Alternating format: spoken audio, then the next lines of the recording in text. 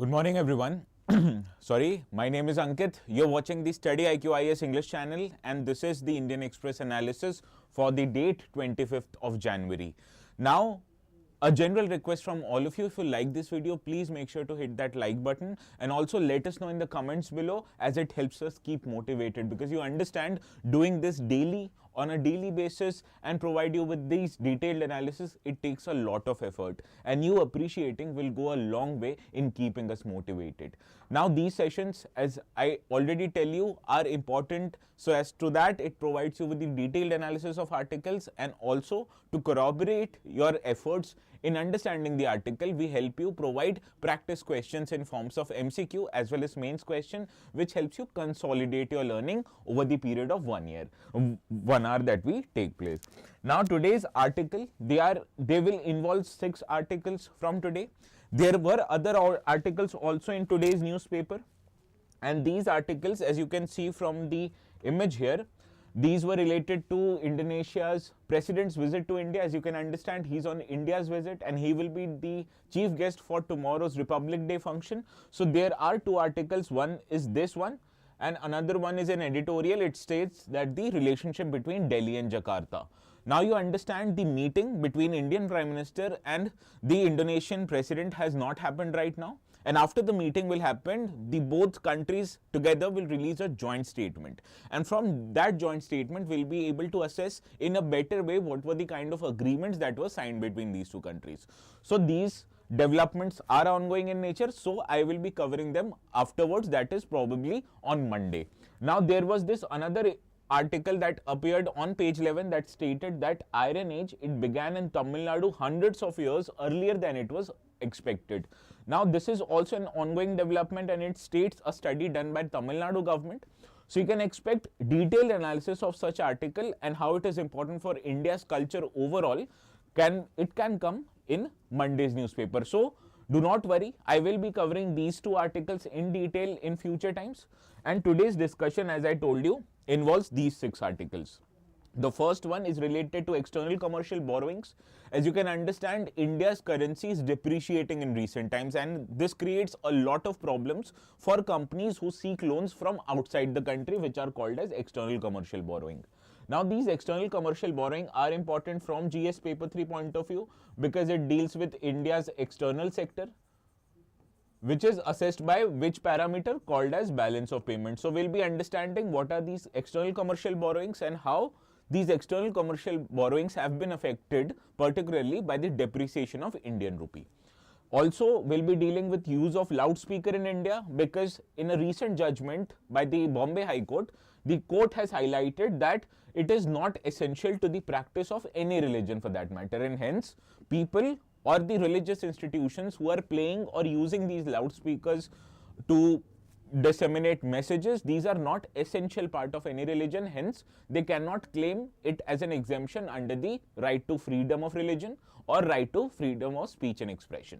Understood? So we'll be understanding the various nuances of the judgment and also what are its impact and how the use of loudspeaker, does it qualify for a fundamental right or not? We'll try to understand this, and it is important from GS paper 2 perspective, because it deals with matters related to law and fundamental right, which is a part of polity subject.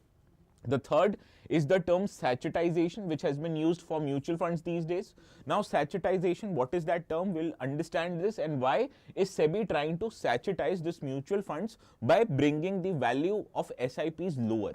And by bringing the values of SIP lower, you can understand even the people who do not have such amount of money, such as poor people, they will be able to invest in such mutual funds. Understood? So we'll try to understand what are the implications of sachetization for mutual funds and its impact on Indian economy in general. Therefore, it is related from GS paper 3 syllabus, particularly the matters of inclusive growth.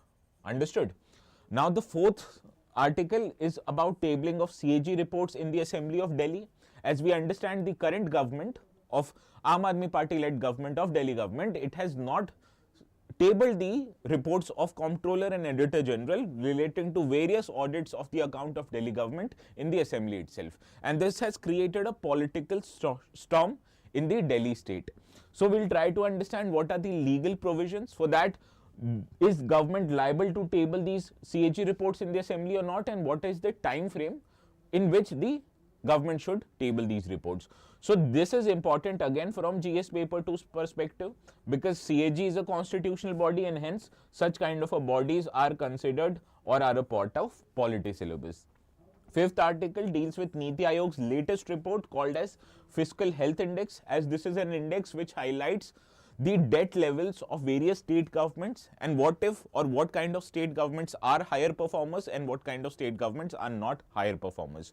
So we'll be understanding the various parameters or the parameters and commodities which are used by Fiscal Health Index to understand the levels of fiscal stability for any government. Also, this is important from GS paper 3 perspective and hence it is a part of economy subject. Now we'll conclude our today's discussion with Trump's 2.0 administration and how it will be dealing with Iran. You understand America's interaction or its relationship with Iran is very crucial for the regional stability of West Asia, and also it is in India's interest that these two countries get along well. Now we'll understand how the new Trump administration is expected to approach its relationship with Iran and how it will affect India. We'll try to understand this in our today's discussion, and this is a part of international syllabus or international relations syllabus and hence a part of GS paper 2.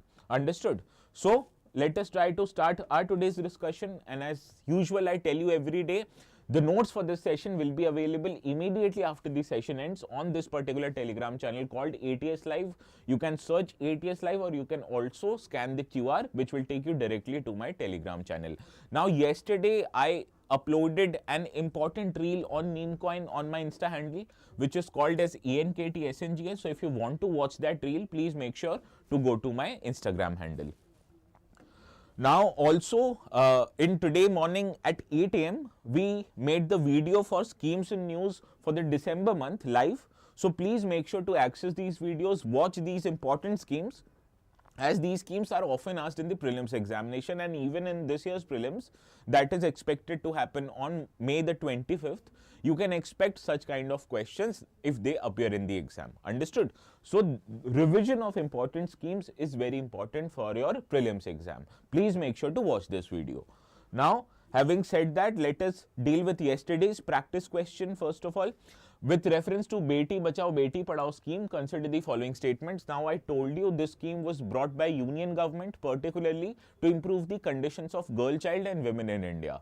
Because in many states, particularly such as Rajasthan, Haryana, etc., we have seen that people do not want a girl child, and if there is a girl child which is born in the family, it is neglected, and even sometimes there are practices such as people undertake sex selective abortions. That is, if the fetus is of a girl child, they try to do away with the pregnancy itself, and this creates a lot of social and economic problems for women living in India. So as to make their lives much better, this scheme was envisaged by the government. It is a tri-ministerial corporation which involves cooperation between Women and Child Development Ministry along with Ministry of Education as well as other ministry. So these are the schemes, and the scheme aims to address the declining sex ratio and ensure survival, protection and education of girl child. This is a straightforward statement, therefore first statement is right.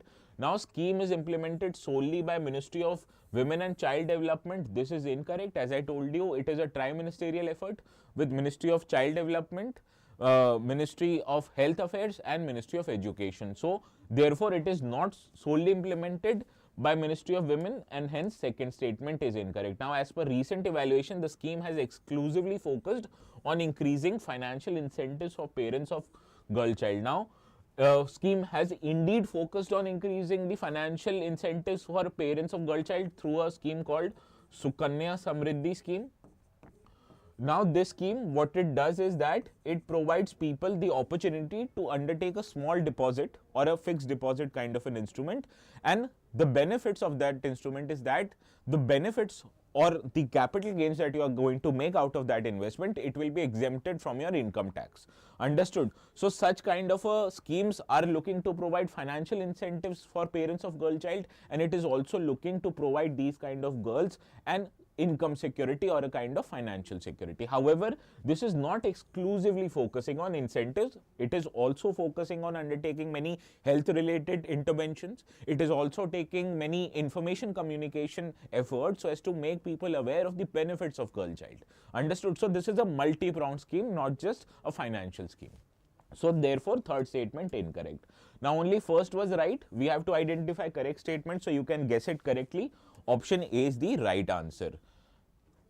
Now, good morning Siddharam, good morning Kalpana, good morning FTY, good morning Raju, good morning Sejal, good morning Kandam, good morning Baga Spings, good morning Akshat. You will cover analysis for today's paper. Yes, exactly. I am covering that itself. Now, this will be the mains question for our today. Discuss the conditions favoring the rapprochement between United States and Iran while highlighting its potential impact on India's energy security, regional connectivity initiatives and geopolitical interests. And you have to answer this question in 250 words. So please stay tuned to our session. We'll be first dealing with the article on how US plans to reapproach or reorient its relationship with Iran and how it will impact India. We'll also try to understand this before the session end, and then I will tell you how to write this practice question. Okay.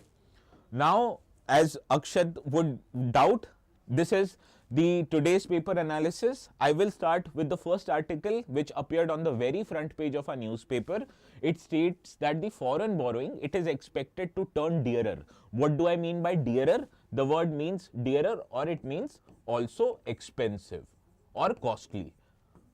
So these are the words that you can utilize alternatively to the word dearer. So it is expected that the foreign borrowings which is made by Indian Inc. or Indian corporates, it is expected to go more costly and more expensive because rupee is falling or rupee is depreciating. Understood? So this is today's article. Now let us try to understand the context of today's article. It states that the fall in rupees value, it is expected to increase the burden on Indian companies. And how it is expected to increase the burden? Because the companies who had borrowed funds in, say, external currencies like dollars and pounds, they will have to return the loan in that currency itself, right? Like dollar and pound. However, the value of dollar and pound, it is changing because the value of rupee itself is depreciating. And as a result, the lenders will have to pay more money just to repay their foreign debt. And how they'll be required to pay more money, we'll understand this in our today's discussion. Now, this development is likely to have a far-reaching implications on Indian companies as they've relied heavily on external commercial borrowings. And why do companies go for external commercial borrowings? Because generally, whenever the interest rates are lower in Western countries, it makes these loans cheaper for these companies. So, there are many cases when interest rates in banks in India, they are higher, the companies then opt for foreign loans. However, you have to understand that they have to repay these loans as well, and that can create certain problems which we'll understand in today's discussion. Now, as I was telling you, what are first of all external commercial borrowings? These are instruments or loans which are taken by companies or individuals located in India from non-resident lenders. For example, if a company like Tata Motors, it approaches US bank like Bank of America, which is located in US, and it wants to take a loan in dollars. So that is an example of external commercial borrowing. Now, these are majorly issued in foreign currency, but there are sometimes we have seen through instruments like masala bond, etc. People or Indian companies, they also borrow in rupee. So there is a fair bit of chance that the borrowings may be in dollars, it may be in pounds, it may be in yen or other foreign currency, but there are also chances that the borrowings may be done in rupee also. So if the question appears that these borrowings are exclusively made in foreign currencies, the answer is no. It is majorly made in foreign currencies, but there is also a chance that the company might borrow in rupee itself. Now, these are borrowed by Indian corporations from foreign sources along with the public sector undertakings also. Now, these instruments, they include commercial bank loans, buyers, suppliers credit, and they also issue many kind of instruments like bonds in the market, credit from export credit agencies and multilateral bodies like International Finance Corporation, World Bank, Asian Development Bank. All of these sources, whenever they give loan to Indian companies, these are categorized as external commercial borrowings. Understood? Now, There are certain regulations which the companies would have to follow if they take external commercial borrowings. First of all, that these external commercial borrowings can only be used in their day-to-day business activities, in paying salaries or undertaking capital investment or capacity enhancement. However, these kind of external borrowings or the money that they're taking from external sources, they cannot be used to invest in stock markets, or they cannot be investing in real estate, especially for the purpose of speculation. So all of these kind of instruments, they are trying to make the financial strength of our country more stable, so that the monies which are undertaken or taken by the companies from outside sources, they are used for more economically productive purposes, right? Now, the flow of these monies, these are regulated by Department of Economic Affairs, which is a part of Ministry of Finance in the Government of India, and also by the Reserve Bank of India, which monitors and regulates the ECB guidelines and policies. And it is this RBI report only which has highlighted that the cost of borrowing these money have increased because the value of rupee has actually depreciated. Now, these ECBs in a larger picture, you have to understand these are part of capital account in the balance of payment. As these loans, they are undertaken by the companies and the companies will have to repay back. Therefore, these are categorized into the capital account. Understood? Now, let us try to understand how does rupee depreciation affects the India's company's ability to repay the loan. Now, whenever the rupee declines, the value of dollar increases relative to the rupee. You understand? Suppose the rupee value earlier was 82, right? But it has now depreciated to about 86 rupees. So this is the example of how depreciation of money impacts the value of dollar with respect to money. Now, Indian companies who have taken ECBs or external commercial borrowings, they will have to pay more rupees to service their foreign currency denominated debt. For example, let me make you very clear about this. For example, a company takes a $1 billion loan from any bank located in US. So suppose if it took the loan when the rupee value was 82 rupees per dollar. So in that regards, the company got a loan of about rupees 8200 crores, right? But suppose 1 year afterwards, if it has to repay the loan to the same bank, now the value of rupees 86. So the same $1 billion that it has to repay now, it has a value of about rupees 8600 crore. Right? So you can say the company which is repaying the loan of $1 billion after a period of 1 year, it got 8200 crore rupees in that time. However, now when it is going to repay, it has to repay 8600 crore rupees because the value of rupee has actually reduced from 82 to 86. So the company would need to pay additional 400 crore rupees just, and this is how the cost of paying the loan back increases for any company. So understand, such can be the implication that the companies will have to shell out more rupees per the same amount of dollar value of the loan that it has to repay back.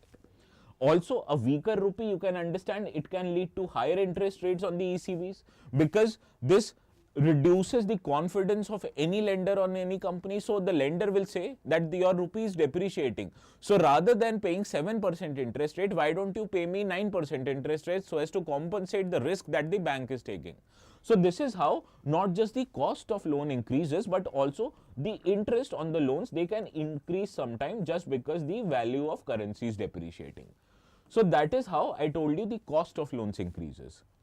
Also, if there is a sustained depreciation of rupee in any country, it can lead to rise in foreign portfolio outflows because naturally these foreign portfolio outflows or inflows, they are dependent upon the country's economic stability. But when the rupee itself is depreciating, it will signal the investors that the macroeconomic conditions of any country is not that good. So rather than investing their money into India, they will take back their investments outside India.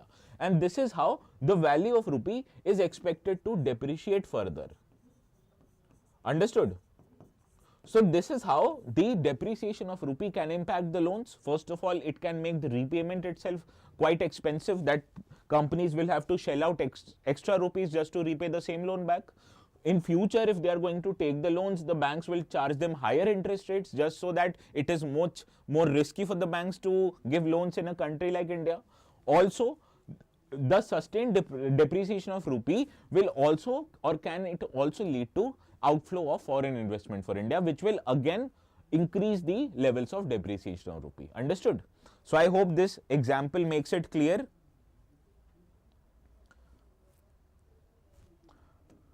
Now let us try to solve this practice question with reference to external commercial borrowings. Consider the following statements. ECBs refers to loan available by domestic entities in foreign currency only. What did I tell you in the discussion? Mostly the loans are made in foreign currencies or they are taken in foreign currencies. However, there is a possibility that the loans might also be taken in rupee through the instruments such as masala bond and rupee denominated bonds. Understood? So therefore, first statement is incorrect, that these can be availed in foreign currencies but also in domestic currencies. So the word only here was incorrect. Second statement, the ECBs can be raised by both public and private sector entities, including non-banking financial companies. Yes, this is correct. I told you corporates, PSUs, etc. these take these loans, which also includes NBFCs. ECBs or external commercial borrowings, these are always cheaper than domestic borrowings due to lower interest rates in the international markets. Now, these are generally cheaper. However, if the word says always cheaper, the answer is incorrect, because I told you, in case the interest rates rises in developed countries from where we take loans, or in case our rupee depreciates, the ECBs are not always cheaper. Hence, third statement also is incorrect. And you have to identify what kind of statements here. Please read it carefully. Incorrect statements. So, incorrect statements are first and third, whereas second was correct. First and third incorrect. Therefore, option C is our right answer. Yes, FTY, you are right this time.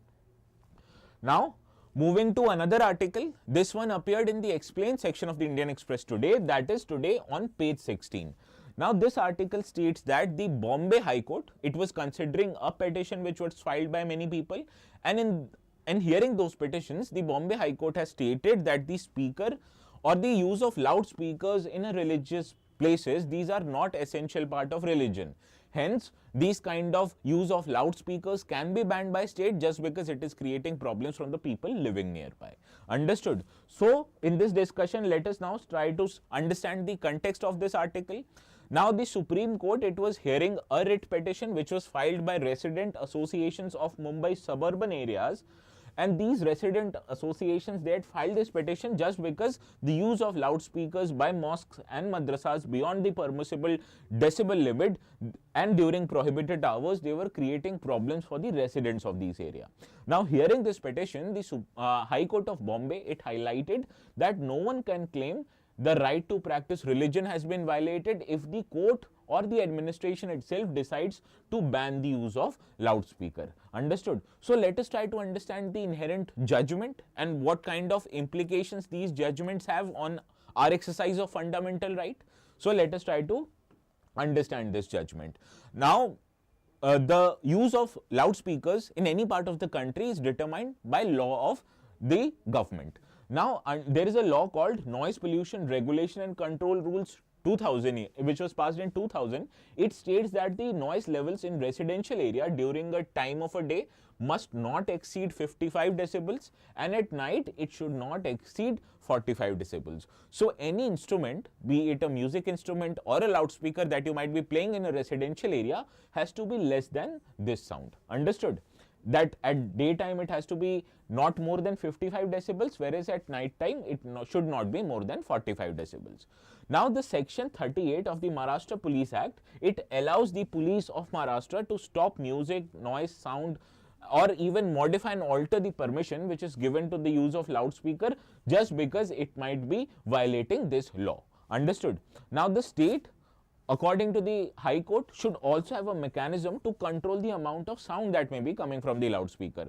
That it should take frequent calibration and out of fixations of the decibel limit which is used in the loudspeakers played at various religious and commercial places. So, that should be controlled by the state itself, because the law itself states that the noise level should be below a certain threshold, and it is the responsibility of the state to ensure that any sound instrument, be it loudspeaker, be it music event, it should conform to the law of the land. Understood?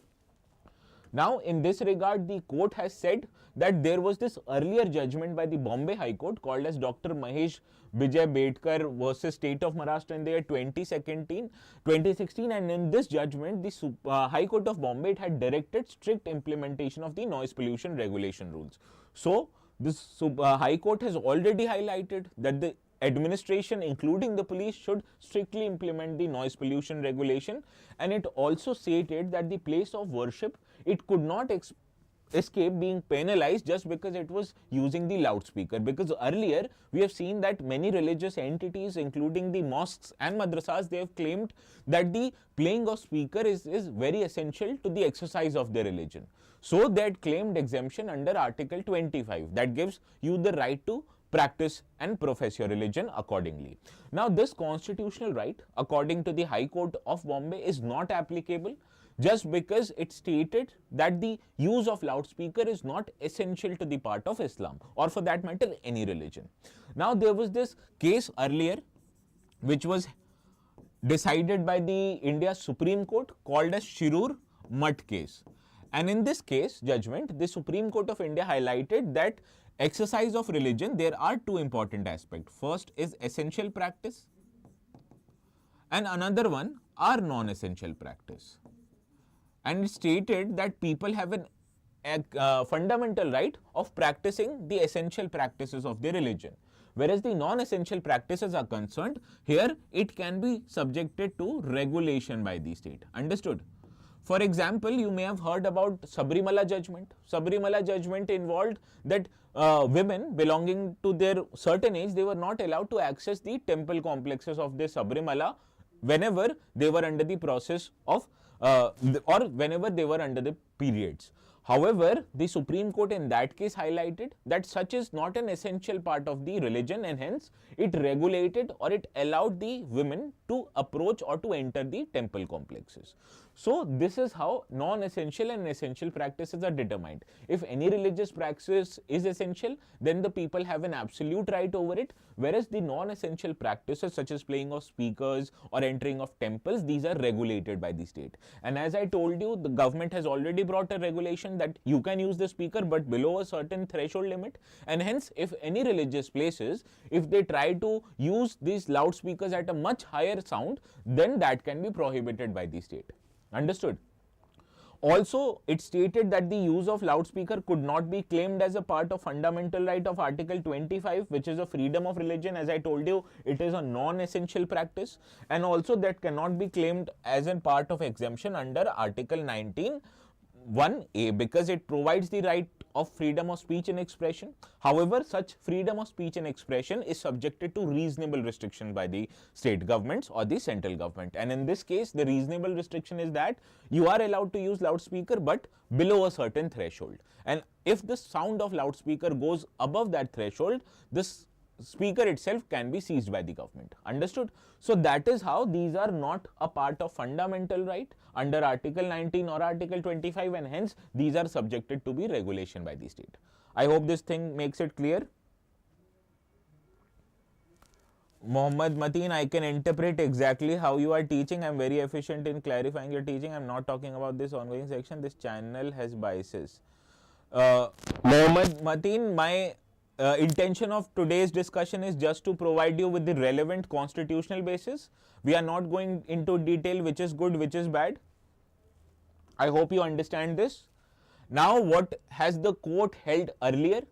The court earlier has held that this 2016 ruling, it referred to past Supreme Court judgment, and it directed that the loudspeakers, it cannot be used between 10 p.m. to 6 a.m. because you understand this is the time when people sleep or when the children sleep, and when you use high sound such as loudspeaker instruments during this time, it will affect people's ability to sleep, right? So this is why the court and the administration itself should ensure that no loudspeaker should be played during this time. And it also prohibited the use of horns in silent zones and during the night in residence areas, and the state government, it could permit the use of loudspeakers between 10 p.m. to midnight. However, it should only do during cultural or religious occasions and only for a period of at max 15 days in any calendar year. However, still the state has to ensure that these instruments or sound boxes, they are not played in the silence zone. Now, what are these silence zones? These are 100 meters around schools, colleges, hospitals, religious places, courts. These are silent zones, and the loudspeaker should not be played in these areas. Understood? So this is how, just for public order and for benefit of the general public, use of such loudspeakers, especially in a religious event, is prohibited. Now, moving to another article. This article appeared in the Indian Express newspaper and it appeared on the page 21, that is the business page of Indian newspaper. Understood. Now, this article highlights that this term of sachetization or the process of sachetization has been initiated by the Securities Exchange Board of India, which is regulator of India's financial market, and it wants this part of sachetization to happen in the investments of mutual funds. Understood. Now, what is in general the part of sachetization? To understand this, let me give you a very simple example. For example, these are the bottles that you use for your shampoos, right? And these may come at a price of say 200 to 500 rupees. But what if you are a poor person? You can't afford spending 500 rupees on a single bottle of shampoo. So in that cases, many companies in India came up with a solution which is bringing these shampoos or making these shampoos available in a small sachets of say 1 or 2 rupees. So you can understand, if you do not have 500 rupees to spend in order to buy a shampoo bottle, and if you want to clean your hair, you can instead buy a sachet just for 1 or 2 rupees and clean your hair accordingly. So it makes any commodity much more affordable, so that these are available in smaller quantities and at a much cheaper price. And this is what a process of sachetization is called. And this is a very unique example of what happens in India, as some expensive commodities which are way beyond the capacity of any poor people to buy, these are made available at smaller quantities so as to make them quite affordable. And this similar process the SEBI wants to undertake in the part of mutual fund investments. Now, as I told you, it is a strategy of offering a products at a small and affordable units, and in large price sensitive prices markets, these approach have actually been very beneficial, including financial services.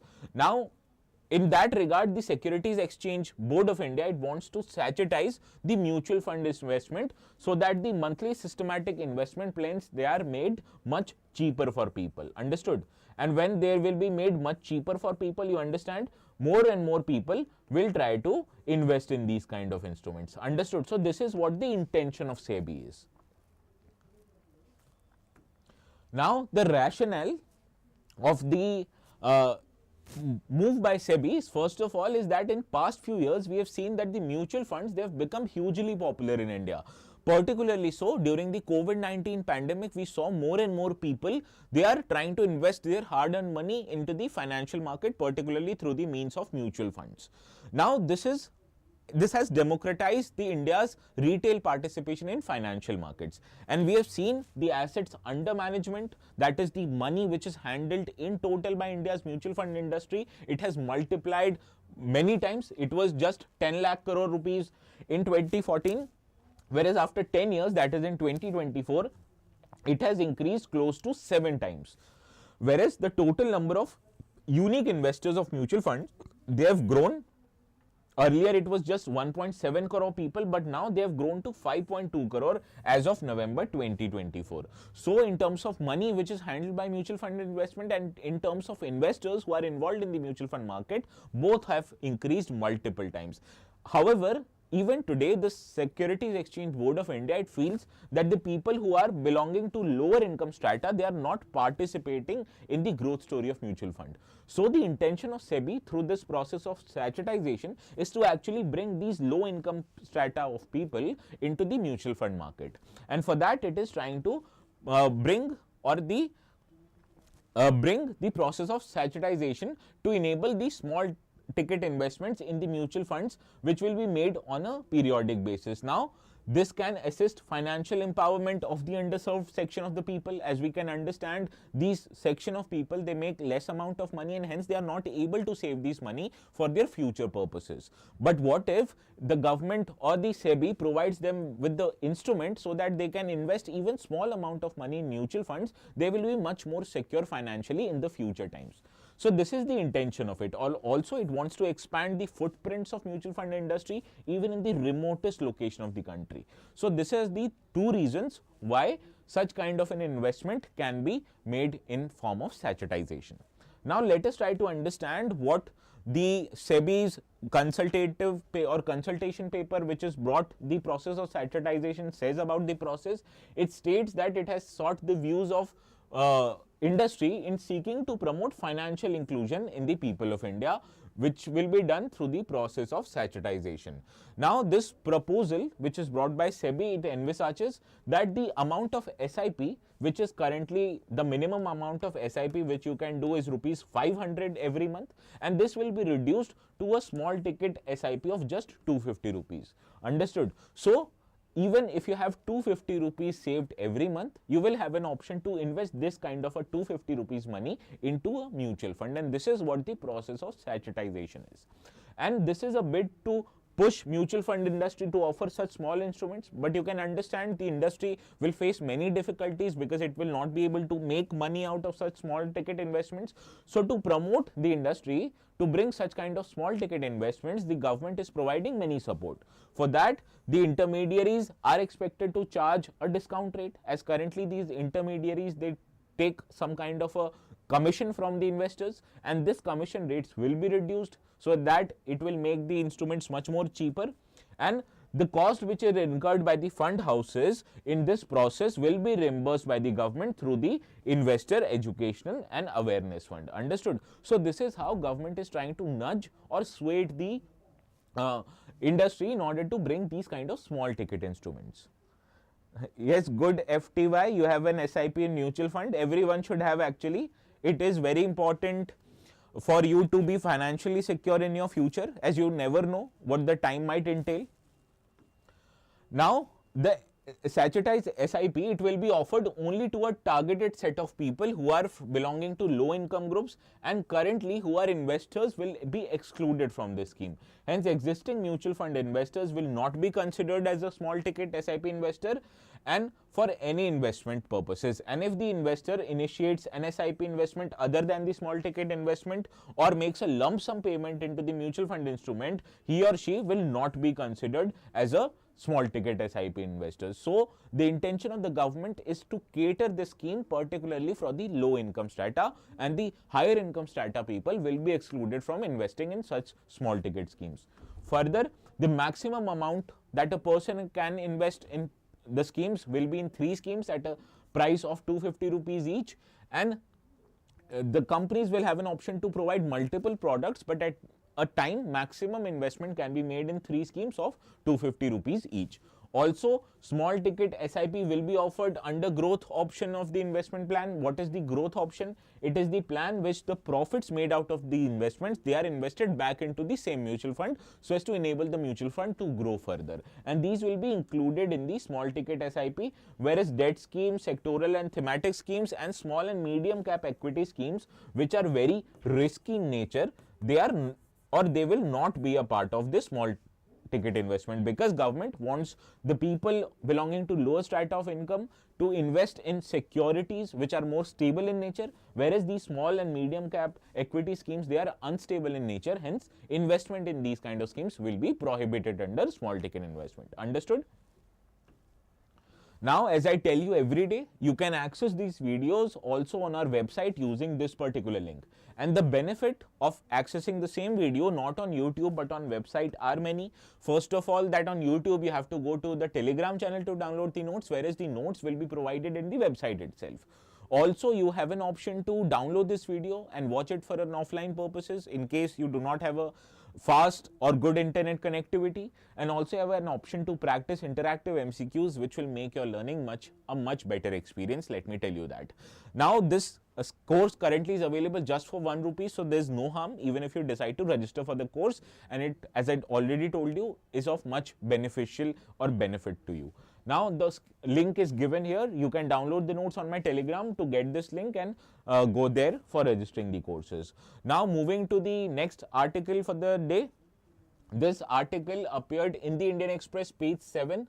And it is important from GS paper 2 perspective because it deals with the constitutional body called as Comptroller and Auditor General of India.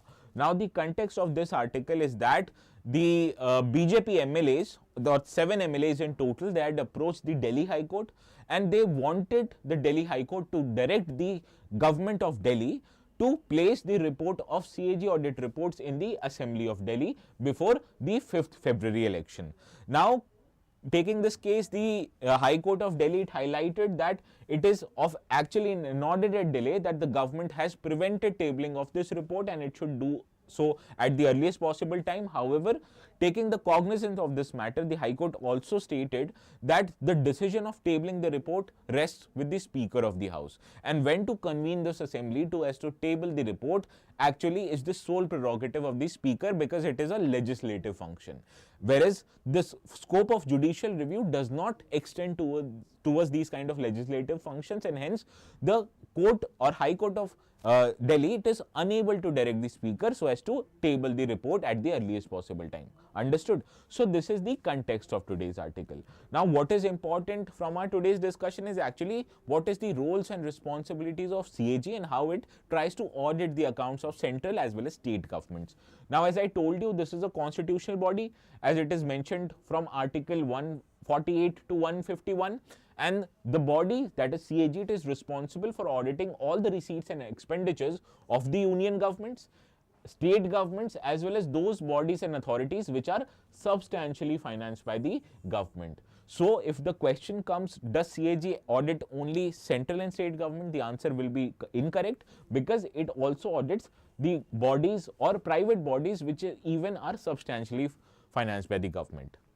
Now, the roles, responsibilities, appointments, duties and reports, these are all covered under Article 148 to 151, which is mentioned in the Constitution, and the CAG itself is appointed by the President of India under the warrant and of hand and seal. Now, recently the new CAG was appointed by the union government, and hence such kind of an article is important from our this year's prelims perspective. And the tenure of office until which the CAG serves is determined as per CAG Duties, Powers, Conditions of Services Act, which is passed by the Parliament of India, and this act states that the CAG holds the office for a sum total of 6 years or until he or she attains the age of 65 years, whichever is earlier, the term of CAG ends then. Also, the CAG is responsible, as I told you, for auditing, and if the CAG can decide, he or she can resign from office by submitting the resignation letter through the President. However, this is an important functionary, so you can understand they are provided with a security of tenure, which means the removal of CAG is not that easy. Hence, you can understand, according to the Constitution of India, the removal of CAG can be done in a same manner as a judge of Supreme Court, which you can understand is a very tough process. For example, if you have to remove the CAG, you have to pass this motion in both houses of the Parliament with majority of 2/3 member present and voting, as well as majority of all the members in the house, which means more than 50% majority. So both of these conditions will have to be satisfied, only then the CAG can be removed from office. Now, let us deal with the Comptroller and Auditor General of India. What kind of audits do these make? These are kind of made in three kind of reports. First is compliance audit, which ensures that the laws and rules and regulations which are adhered for spending of money from the government accounts, they are adhered to by the respective governments. It also undertakes performance audit, which assesses the implementation and effectiveness of the government spending, whether the money spent has actually resulted into improved outcomes or not. This is also assessed by the CAG. Not just it assesses the legality of spending, but it also assesses the effectiveness of the spending. Understood?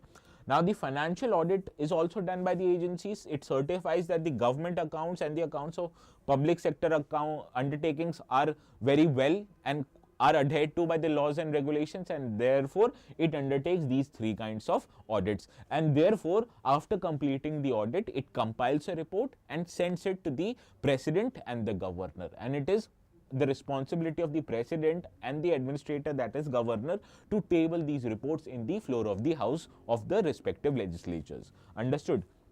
Now, the Article 151 of the Constitution, it mandates laying of CAG reports before the Parliament of State Legislature, but it does not specify any specific timeline, and this is the provision which is misutilized by many governments like Government of Delhi to not table the report if these kind of reports are indicating any adverse opinion of the government. So, as it does not specify a timeline, although it makes it mandatory for the government to table the report in the legislature, therefore, these kind of excuse are used by the governments to not table the report. Now these CAG reports are submitted to the president and governor, who tables them in the parliament and state legislature. This I have already told you.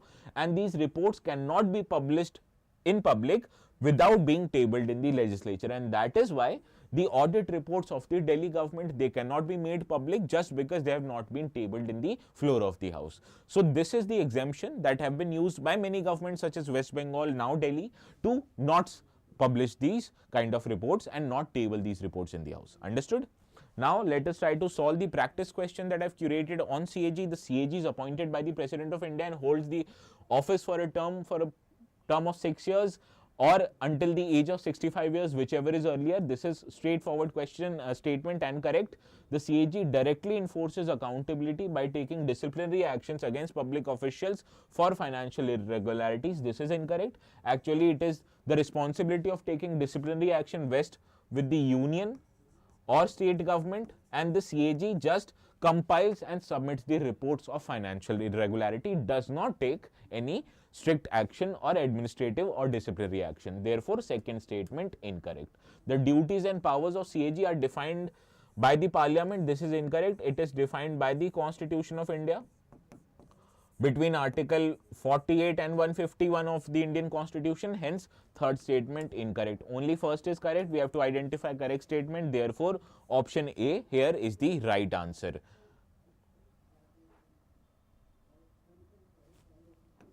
Now moving to another article. This article appeared on page 21 of the Indian Express, which is also the business page, as I have already told you. This article states that the NITI Aayog has published a new report called as Fiscal Health Index.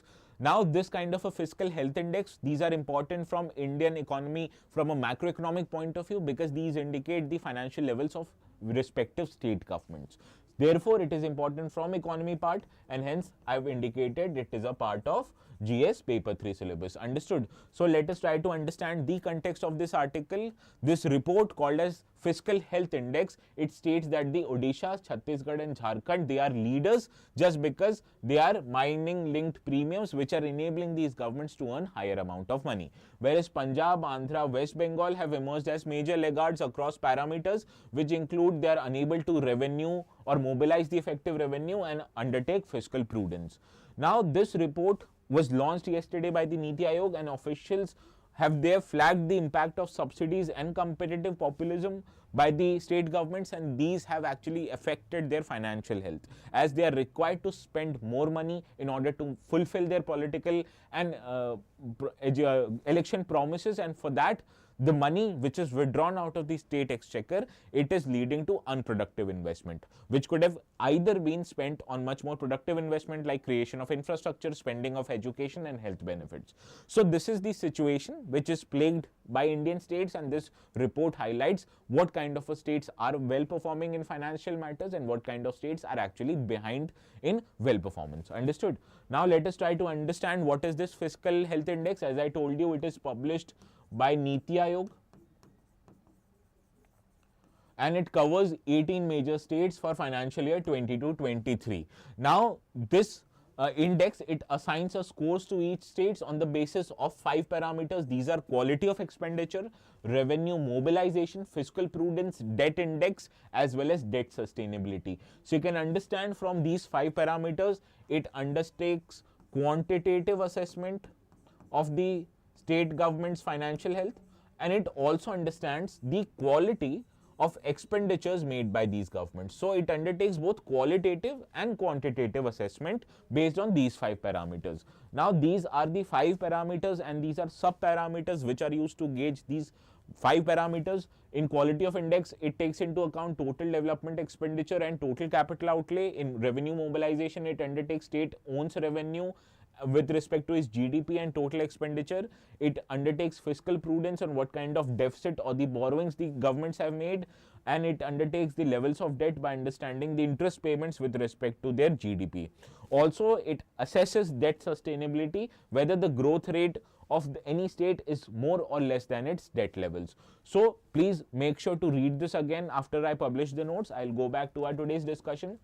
And according to this year's Fiscal Health Index, the top performer states are Odisha, as well as Chhattisgarh, Goa, Jharkhand and Gujarat. Now you have to understand Odisha, Chhattisgarh and Jharkhand are the states where mining happens in large number. And from mining, you understand with respect to allocation of mining and coal blocks, by undertaking mining processes, this leads to these states gaining huge amount of money in their non-tax revenue.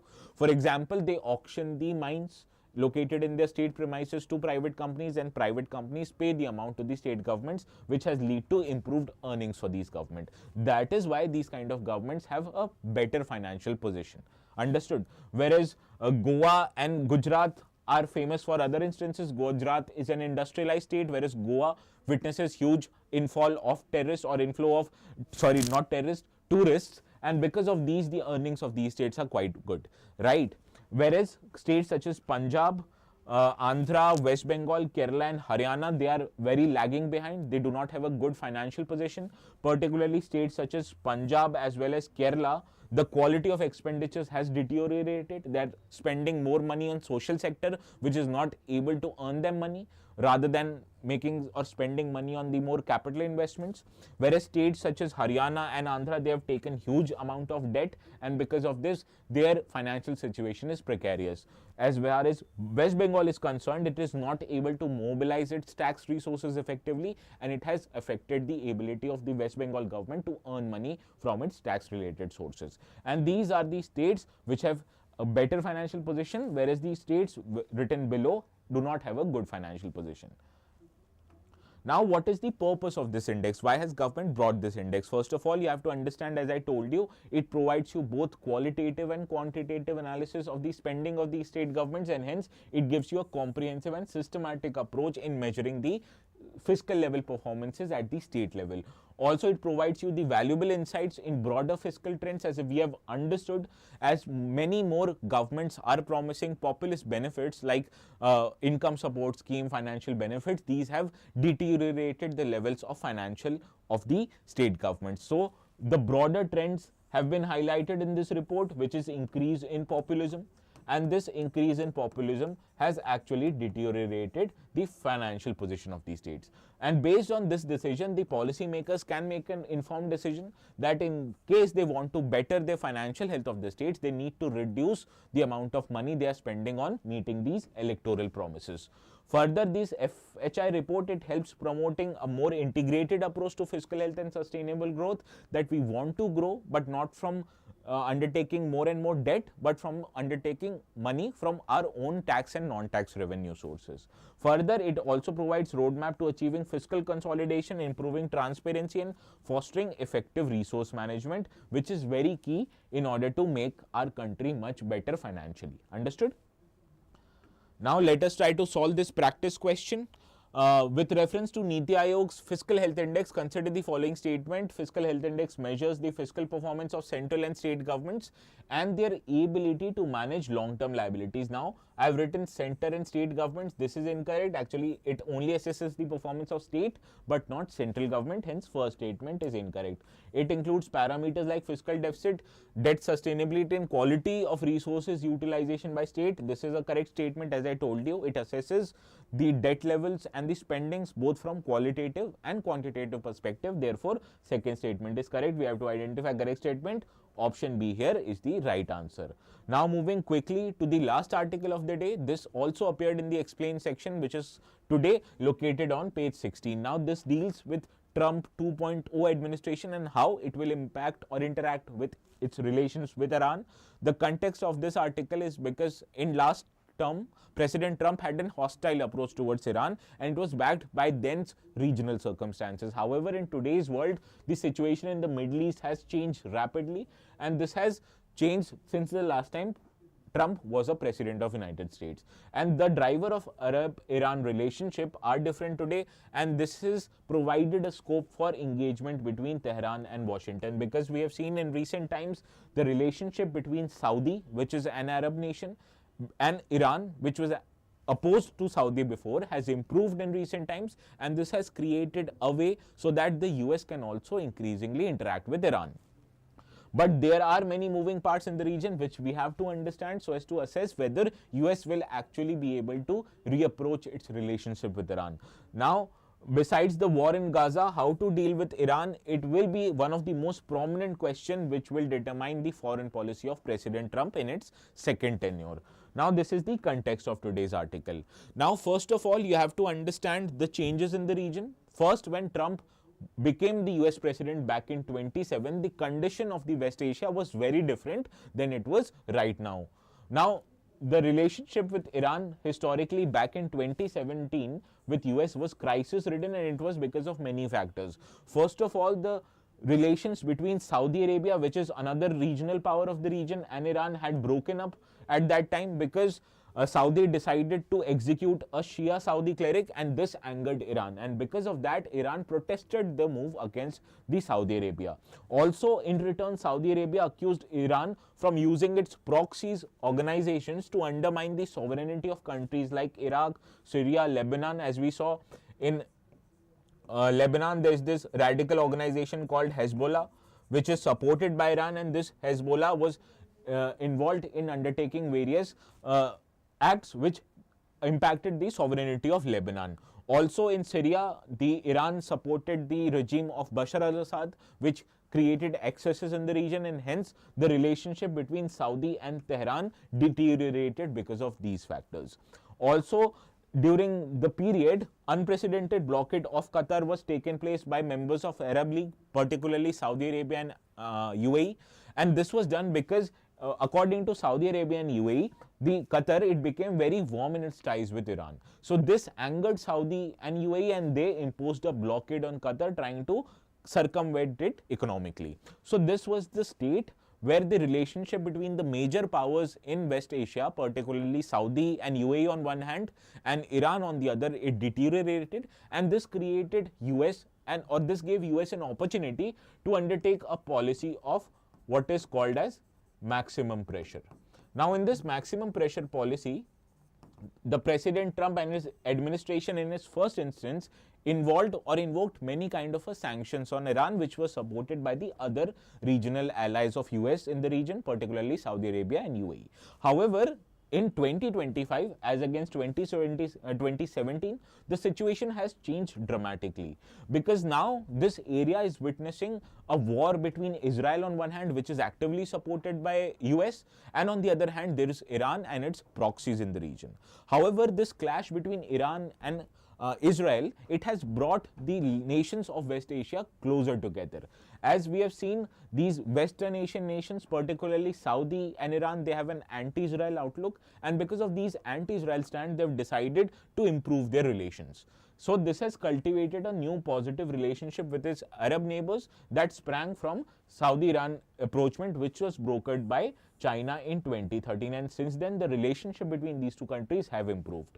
Also, the anti-Israel axis of resistance, which was created by Iran to tackle Israel, has actually weakened in recent past, because we have seen Israel has undertaken coordinated attacks on the terrorists of Hezbollah. It has also undertaken attacks on the other proxies in the region, which has weakened the position of Iran in the region. And also Iran was supported by a dictator in Syria called as Bashar al-Assad, and his regime has also fallen right now.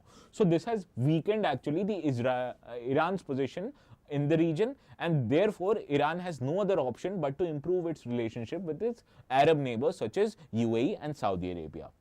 Also within Iran, we have witnessed a major political shift that has happened. Earlier, the president was Raisi, who was a hardliner, and his hardliner policies or the conservative policies, it put Iran as against the interest of US in the region. But since the new president has been elected, Pezeshkian, he has undertaken a more corroborative or a more collaborative approach, and he has said that he wants to improve his or Iran's relationship with US. And because of these factors, that is weakening of Iran's axis of resistance or improving of relationship between Iran and Arab neighbors, and also changing in domestic politics, has actually enabled Iran to reapproach US so as to improve its relationship with US. Understood? However, there are many challenges that are plagued so that the approachment might not happen? First of all is that the Trump-led administration, it is pushing Israel to withdraw from Lebanon. And in general, Trump and his policy has a strong pro-Israel tilt, and because of that, you can understand Trump will not be able to reapproach its relationship with Iran so comfortably, because it will face resistance from the pro-Israel lobby in the region. Also, the parties in power in US and Iran, they have a pro-conservative outlook, and because of these conservative constituencies, they will lose face in case they decide to talk to each other. Further, the maximum pressure policy which was adopted by President Trump in his first tenure may not be adopted today, because we have seen such policies creates rise in crude oil prices, and rise in crude oil prices is determinant or detrimental to the interest of US and other countries like India. So US itself does not want to increase the sanctions on Iran through the maximum pressure policy, which can lead to increase in crude oil prices. So these are the challenges that can not favor the reapproachment of US and Israel, and let us try to understand the implications of US-Iran approachment and how does it impact India. First of all, if US and Iran, they decide to improve their relationship, it will lead to resumption of import of Iranian oil and gas into India, and hence you can understand it can help India reduce the inflation pressure in its domestic market, because India will increase crude oil imports from these countries, and hence it will be much better position as far as economic security or energy security of India is concerned. Further development of Chabahar port, you can understand India is undertaking this development of port which is located in Iran. It provides India the access to countries like Afghanistan, countries like Central Asian republics, and hence development of this port is very crucial for India's economic interest and the region's economic interest. However, this development of US port, Indian port in Chabahar, it has faced many sanctions as far as US policy is concerned, because US, it tried to prohibit India from developing this port. However, India said that in order to undertake its relationship and trade with Central Asian republics and Afghanistan, construction of this port is very important. That is why now the development of this port, once US and Iran relationship improves, can happen quite faster and in a better way. That is why India will be benefiting from the state. Also, it will boost India's bilateral trade with Iran, because you understand Iran is a net importer of Indian goods such as machinery, such as cars, agricultural product, pharmaceutical product. However, as US imposed sanctions on Iran, Iran was unable to pay back for the imports it made from India. But now, as the sanctions are expected to go away from Iran, it is expected that India's bilateral trade with Iran, particularly India's exports to Iran, will improve. Also, we will witness reduction in regional tension, because this area of West Asia, it is witnessing a huge amount of disruption and regional tension from many years now. However, the situation between the two regional powers, that is Saudi and Iran, if it improves, and the relationship with Iran with other countries like Israel and US improves, it will lead to a broader regional stability. And this regional stability is not just important for the global perspective, but it is also important from India's perspective. Why? Because India has a large presence of diaspora in the region. People belonging to Indian communities, they live extensively in countries like Saudi, UAE, etc. And so that, to protect these diaspora, to enable these diaspora to perform well in their countries and get good jobs and send the money back as remittances, will want the region to have regional peace and not tension. Therefore, it is in India's broader interest, so from economic interest, from political interest, from strategic interest, that the reapproachment between with Iran and US happens at a good amount of time. Understood? Now, based on this discussion, let us try to solve this practice question. Discuss the conditions favoring reapproachment between United States and Iran while highlighting its potential impact on India's energy security, regional connectivity initiatives, and geopolitical interest. Now, first of all, you will say or start your answer with an introduction. You will say that the changes in geopolitics of West Asia has actually created a conditions for favoring of Iran and US rapprochement. Now, you will start with your body of answer. You will first highlight the conditions which are favoring the reapproachment between US and Iran, that is weakening of Iran's axis of resistance, reapproachment between Iran and Saudi Arabia, and also the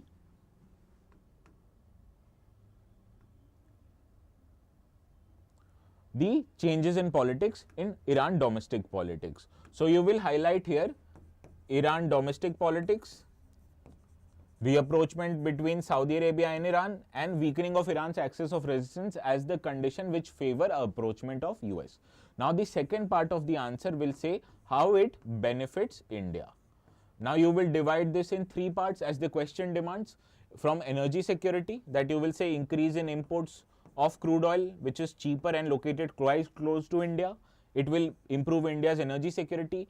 In regional connectivity, you will say Chabahar port, that we can undertake the construction and capacity enhancement of Chabahar port at the earliest and quickest possible time, which will increase India's trade prospects not just with Iran but with other countries like Afghanistan, Central Asian Republic. And also from geopolitical interest, you will say it can lead to India better protect its diaspora in the region. So this is how you will try to divide your body into conditions favoring and benefits. Now you will conclude your today's answer with saying that although reapproachment between US and Iran is desirable, however, it might face certain challenges like the domestic politics in both countries, US's pro-Israel tilt, and also the challenges it might face with respect to its impose of sanctions in general. Understood? So this is how you will conclude your answer. Now, if you have any problem in how to write this answer, if you have a problem in trying to write this answer probably, and if you want to get it evaluated from my side, please use this Telegram channel to post your answers. I will be more than happy to help you in how to write the answers. I've seen many people, they are writing very good answers. So these are Sejal, these are Baga Springs, these are other people also whose name I am forgetting, Amar particularly. So these kind of people, please use this opportunity to improve your answer writing and inculcate this habit of answer writing. Understood? Now, before ending this session, this is the question for today. It is modeled on a PYQ which was in the prelims before. So please try to solve it. Give the correct answer here in the comment section. Now, I'll be dealing this question before the start of tomorrow's session, solid in the Monday session, which will go live at 10 a.m. daily.